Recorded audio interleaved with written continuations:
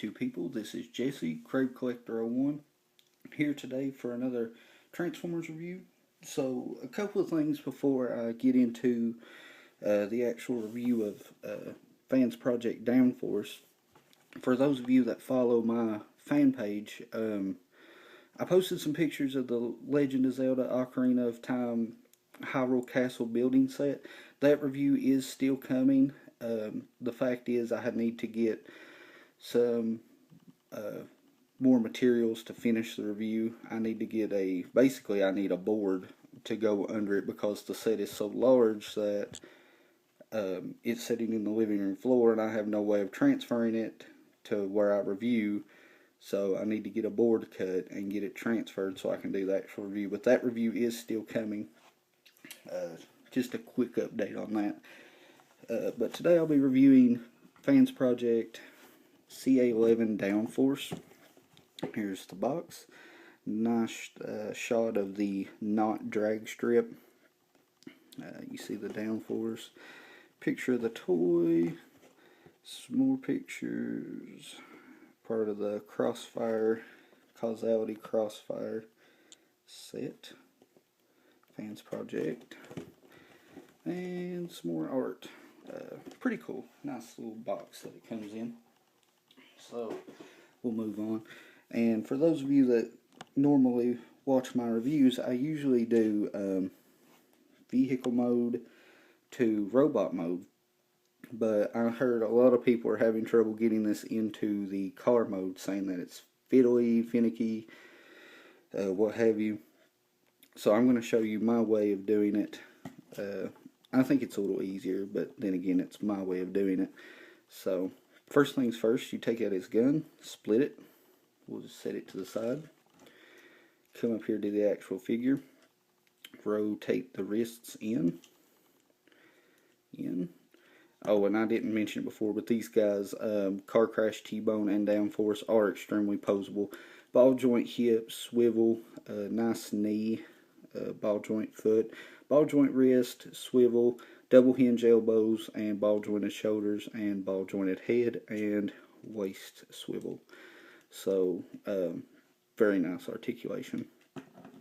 Then what I like to do is come back here, double joint these elbows back, and then you want to grab this piece and make sure to hold on right here where the joint is. That'll keep it from kind of popping out. Just rotate this down. You'll see there's a peg and a peg hole. Just peg it together. Rotate it on the swivel forward. Raise that up. Pull this around, up. Rotate it on this one ball joint forward. That way it can swing down like that. And that is one arm done. Just rotate it up at the shoulder joint this time. So I'm going to try to do this a little more clear on this side. You just flip up the hand, turn it around, double bend these elbows up, raise this shoulder piece up, just straight up on the ball joint. Grab this piece at the joint, rotate it down, peg it together, swivel at the top bicep forward to this piece so that this black meets this piece.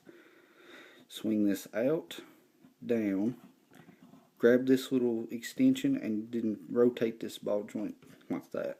That will let you swing this down over the front of this tire to meet right there. I'm not going to peg it together yet, and I'll show you why later in the review. The arm assembly is the hardest part of this whole figure. It is the most complex part of this entire transformation. But once you've got it and you understand how these ball joints and this little ball jointed limb area here works, it's not so bad. You want to rotate this arm just to right here for right now, because what you're going to do is take this canopy section and rotate it around, and that gives you just enough clearance with that folded up to rotate it completely up. And the thing about this is it only rotates one way. There is some stoppers that I don't know if I can actually show in there. It rotates clockwise for the transformation, counterclockwise for transforming back. So don't turn it to the left, because you will mess up those stoppers on the rotating peg thing there. So keep the arm straight up, just like so. Then we're going to come down here to the legs, flip the toes straight down, pull the wheels. The wheels have a notch on them that keep them from rotating. You just pull it off a little bit off of this notch. Do that on both sides. And I've seen a lot of people are having trouble with getting this unpegged. This is on a double hinge. It swivels over and pegs onto the inner part of the thigh, like on T-bone and car crash. But if you go in from the opposite side, right where my finger is, and apply some inward pressure, it actually works that double hinge and forces it out and up without putting too much stress on it, and it slides out a whole lot easier. So I hope that is a tip that kind of helps you guys. And I like to leave these straight back for right now. We'll do the same on this side. Like I said, pull on some inward pressure and work on that double hinge, because that plastic right there is really sturdy, and I haven't noticed any problems with mine so far with handling that pressure on it. Well, that sounded bad, but I forgot to raise that part up. So we'll try it again. Just flip that out. Flip out this piece on the leg. Flip it forward. Work on that double hinge, and it should pop right out. Rotate the wheel straight down, just like so. Then what you want to do is at the knee, start folding this up. I like to do it one leg at a time. Some people will peg it together and then do it, but I'll show you why I like to do it one leg at a time. So fold this down. Make sure you can get the foot under the canopy section, like so. And that's one leg in. Then you flip this one up at the knee. Same strategy here. Just put the foot underneath the canopy. And the reason I left these splayed out on this double hinge is because that way you can get in here. The legs actually peg together. Like, of course, this would be the one time this thing wants to give me trouble. The foot needs to come around a little bit more. It's messed up on this ball joint. It needs to be flat. There. Okay. Now, and then I left these splayed out so you can get in here and get in a little more on the meat of the legs and get this pushed together really well. That gives you some room, because if you do it from the wheels, you're putting a lot of stress.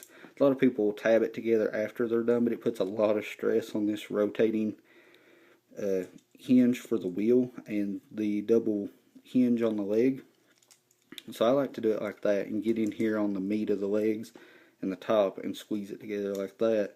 That way you can just rotate the wheels, pull it up on the double hinge, and peg it on. And that seems to go a whole lot easier in terms of the transformation. There, just like that. And that, just give it a little push to get everything solid in place. Then you want to take the canopy, just slide it straight down over the feet, just like that. Then you're going to take these arms, fold them up on the shoulder joint, and you'll see there's a little peg right here that slides underneath a hole in the canopy. And here's the reason I didn't peg all this together just yet, because you want to take these and just kind of fold them out of the way, splay these arms open on the double ball joint, or the double elbow joint. That gives you room to get in here and get this pushed together. A lot of people were having trouble getting this gap closed, but that's what I like to do, so you can get in there good with your fingers once you move this out of the way and get that pushed together really well. Same underneath the bottom. It's not pegged together, but there it goes. And then all you have to do is just return the arms back to where they need to be, flip these back over, and peg them onto these two tabs, just like so. Flip that over onto the two tabs, and there you have it. There is downforce in car mode. And what you want to do with his weapons is we split them in half. Well, there's some little pegs right underneath here, some peg holes, so that you can put in the weapon like so, and take the other half and peg it under the bottom, just like so. There you have his weapon in place.